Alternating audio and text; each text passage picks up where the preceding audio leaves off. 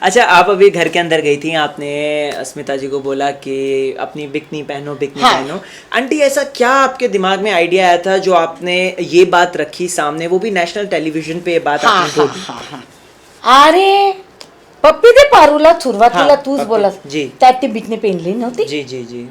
Picture मध्ये तिने आजपर्यंत बिकनी पेनली नाही. हम्म, पुष्करने एकदा तिच्यावर एक काय केला होता कमेंट्स, ते तुम्ही ते काढून बघा ट्विटरवर, तुम्हाला कळेल. हम्म, हा आता मीच तिला म्हटले, ती पूर्ण ड्रेस घालून पाण्यात उतरल्यात मलाच कम्फर्ट वाटत नव्हतं.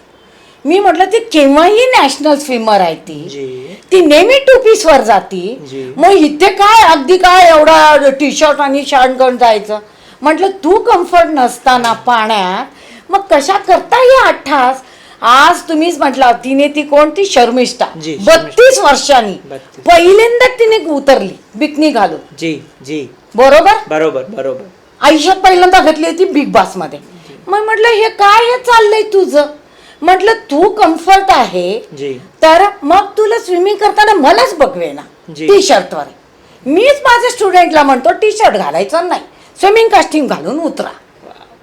काय फरक आहे ते मला माहिती आहे. बहुत सही आंटी, म्हणून मी तिला स्वतः सांगितलं तू घाल. बहुत सही आंटी, बहुत सही.